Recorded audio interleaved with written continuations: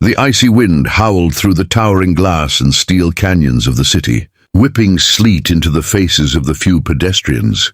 Braving the brutal December evening, Mr. Harrison Blake, CEO of Blake Industries, barely felt it. He was insulated by his luxurious, calf-length cashmere coat and the heated leather interior of his waiting town car. If you believe in kindness, second chances, and the power of small moments to change lives, please like, comment, share, and subscribe to Kindness True Stories. Also, tell us in the comments, where in the world are you watching from? He was just about to step inside when a small, trembling voice stopped him cold. "Sir, please."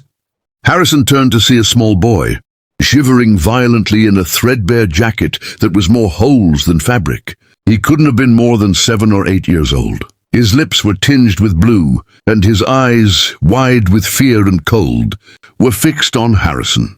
But it wasn't his own discomfort that drove the desperation in his voice. He clutched a thin, worn blanket tightly to his chest and nestled within it. Harrison could see a tiny, sleeping infant.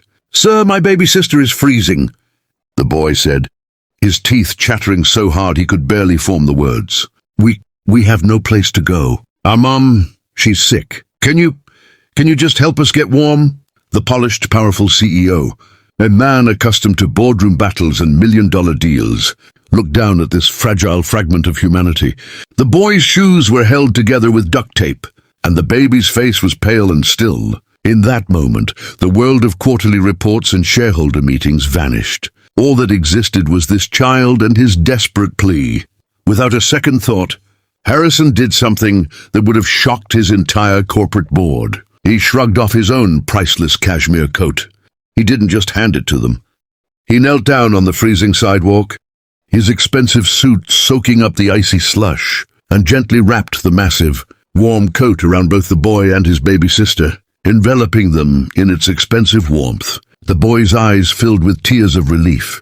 "Come on, son," Harrison said, his voice gruff with an emotion he couldn't name. "My car is right here. Let's get you both out of this cold." He helped them into the heated back seat, instructing his stunned driver, "Home, James, and step on it." The drive was silent. The boy, whose name was Leo, held his sister Mia close, whispering to her that they were safe now. In the back of the car, Harrison made a decision. He couldn't just drop them at a shelter. They needed immediate, tangible help. He lived alone in a large penthouse, a space too big for just one man. He would take them home for now.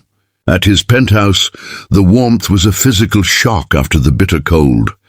His housekeeper, Mrs. Gable, a kindly woman, immediately took charge. She cooed over the children, wrapping baby Mia in a soft blanket and preparing warm bottles while Leo was guided to a hot shower. Harrison watched as Leo, clean and dressed in one of Harrison's old sweaters that hung on him like a dress, gently fed his sister. The boy's love and devotion were palpable. Harrison didn't ask questions. He simply called his personal physician to check on the children, and then made a series of phone calls. He wasn't just a CEO, he was a man with immense resources, and for the first time in a long time, he felt a powerful urge to use them for something truly meaningful. The next morning, after a night in the warmest, safest beds they'd ever known, Leo told Harrison their story. Their mother was a single parent, working 2 jobs, but she had fallen severely ill and had been taken to the hospital. They had no other family, and in the chaos, Leo, trying to be the man of the house, had bundled up his sister and gone out into the frozen city, desperately searching for help. Harrison listened, his heart heavy. He drove them to the hospital, where he met their mother, a young woman named Elena, pale and weak from pneumonia. He assured her that her children were safe and well cared for. And then he went to work. He used his influence to ensure Elena received the best possible care. He contacted a social worker he knew and fast-tracked the process, offering to sponsor the family.